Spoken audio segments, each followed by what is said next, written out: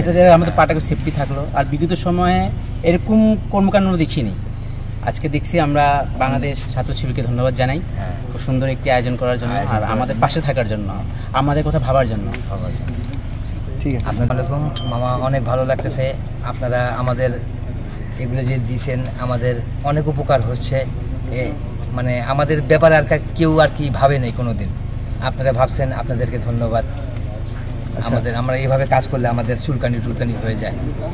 এতদিন যে আপনারা এগুলো ছাড়া কাজ করছেন, আপনাদের কি কি সমস্যা হচ্ছে? হ্যাঁ, আমাদের অনেক চুলকানি টুলকানি হয়ে গেছে বর্তমানে। এখন তো এখন দিছে না, এখন আমরা বৃষ্টির সময়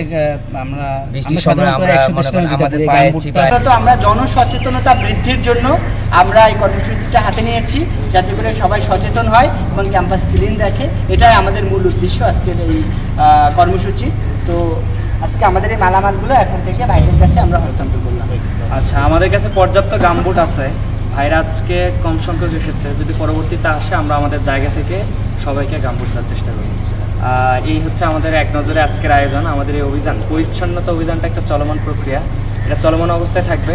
আমরা শিক্ষার্থী, শিক্ষক, কর্মচারী, কর্মকর্তা সবার মাঝে এই অনুভূতি, প্রেরণা জাগানোর চেষ্টা করি। এই ক্যাম্পাস আমাদের নিজেদের পরিবার, এই পরিবারকে ক্লিন এবং নিরাপদ রাখার জন্য আমাদের আসতে হবে সামনে।